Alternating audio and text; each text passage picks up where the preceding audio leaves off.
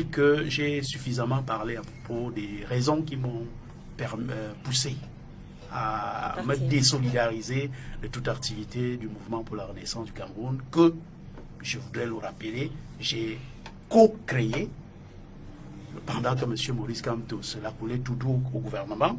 Nous travaillions. Je voudrais rappeler aux Camerounais qu'au moment où nous mettons en place le MRC, il était une question de sécurité nationale. Parce qu'il y avait, avant les élections de 2011, deux opinions. Sachant que le parti de mon cher frère Mouté allait faire le hold-up électoral, il y avait ceux qui avaient sollicité une troisième mi-temps à la rue, et ils ont perçu des soutiens et de l'argent pour ça. Je ne vous apprends rien en évoquant les organisations comme Freedom House, qui ont donné de l'argent aux gens. Je peux vous dire, en affirmant la main sur le cœur, que l'Union européenne était prête à financer le soulèvement au Cameroun avec un certain nombre de chancelleries. Mais par patriotisme, nous avons réussi l'exploit.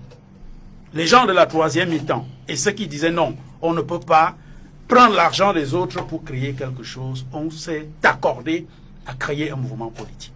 C'est pour ça que nous avons tendu la main à tout le landerneau politique. Lorsque nous faisions des réunions, le RDPC était représenté. Du moins, ceux qui sont dans ce parti-là et qui pensent progressiste. Le SDF, le CPP, l'ANDP, il y avait tellement de partis. M. Paul Aya, Olivier Billet, il y avait des intellectuels que leur nom vous dirait certainement quelque chose. Mathias Eric Onangini, Claude Abbé, Stéphane Akwa, pour ne citer que cela. Donc, c'était une mouvance. Sauf qu'il y a eu tromperie sur la marchandise. Sur deux points au moins. Nous décidons de façon réflexe, d'ailleurs c'est M. Fabien Sigana qui propose Maurice Kamto. Et nous acceptons à la convention qui a eu un accouchement vraiment difficile. Sauf que M. Alain Foguet, et là vous allez permettre M. Kouebo, que moi je cite les contemporains, M. Alain Foguet, lui il avait un calendrier dans le sac. À savoir, il voulait faire de Maurice Kamto celui qui chauffe le ballon avant que le vrai joueur, que je ne donnerai pas le nom, n'entre sur le terrain. Sauf que Maurice Kamto, lui, ne le savait pas. Il est entré dans la danse. Lui aussi, il avait son agenda derrière le sac pour dire, si on veut faire de moi le figurant, je vais être... D'ailleurs, la preuve, l'actualité, il discute au pénalty, avant même de jouer la compétition. Donc, voilà la difficulté dans laquelle on s'est rapidement mis, au point où il y avait au moins 3 agendas. Un agenda de ceux qui pensent que les choses doivent changer au Cameroun. L'agenda de celui qui pense que le président que nous avons choisi doit chauffer le ballon pour qu'un vrai joueur vienne entrer au terrain. Et l'agenda de celui-là. Très vite, après la mort d'un général qui était dans le plan au départ, les choses ont changé. M. Foguet avait donc l'obligation de se mettre à côté de M. Maurice Kamto pour de vrai. Et M. Maurice Kamto, qui prenait la chose très au sérieux, a tout fait d'éliminer tout ce qui pouvait lui accorder, faire concurrence. Je voudrais vous dire pour l'exemple que j'aurais été à l'Assemblée aujourd'hui. Pour les élections législatives de 2013, c'est Maurice Kamto qui combat ma liste, étant secrétaire national dans son propre parti. D'abord, il refuse de me donner l'investiture. Pour que j'ai un dossier déposé, il a fallu que son actuel vice-président, Maître Sim, avocat, falsifie sa signature, imite sa signature pour que j'ai un certificat. C'est grave ce que vous dites. Mais moi je le dis, je le mets à défi de dire, je cite les noms, je vous dis. Et Maître Sim, c'est un avocat.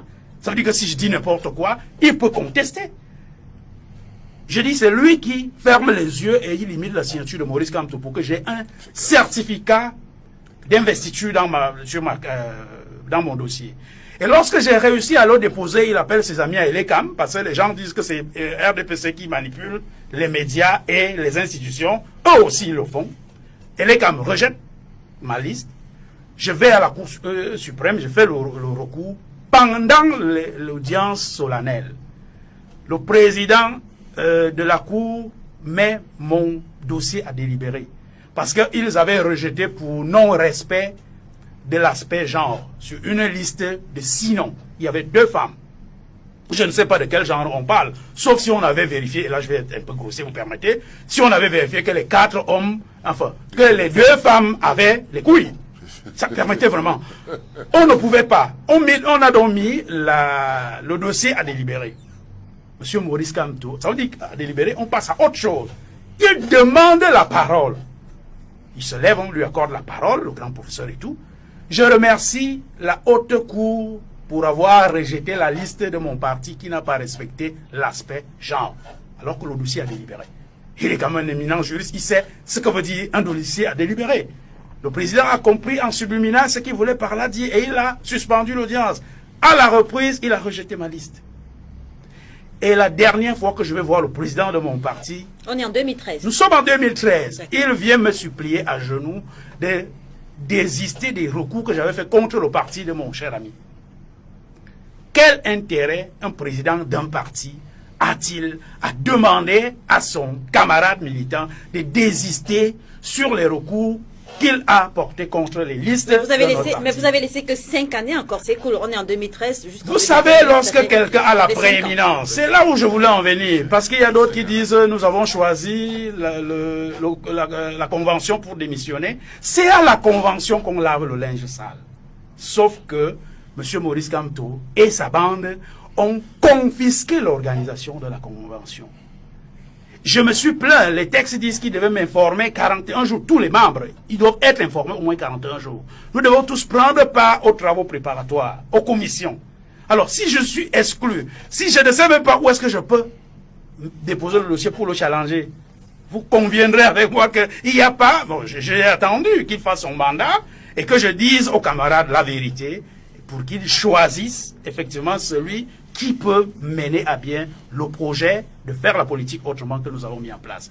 Malheureusement, on m'a refusé de participer à cette convention. J'ai estimé donc que je ne devais même plus laisser un jour de plus. Vous savez, madame, j'ai un contrat avec les Camerounais. C'est de dire la vérité. Il se trouve malheureusement que lorsque nous tirons sur le parti de mon cher Mouté, tout le monde est content. Si vous regardez les followers sur Facebook, vous allez tomber par terre. Mais dès lors que vous touchez Maurice Kamto sur les faits, et les faits ne sont pas discutables, tout le monde vous traite de vendu, de lieutenant, de tel et de tel. Je dis, il faut qu'on arrête avec ça. L'imposture doit s'arrêter dans ce pays. Si nous voulons que les choses changent. Si on affaiblit l'opposition, même le pouvoir, lorsqu'il entre en brousse, il ne saura pas. Il n'y aura pas quelqu'un en face qui peut venir lui dire que ça ne va pas.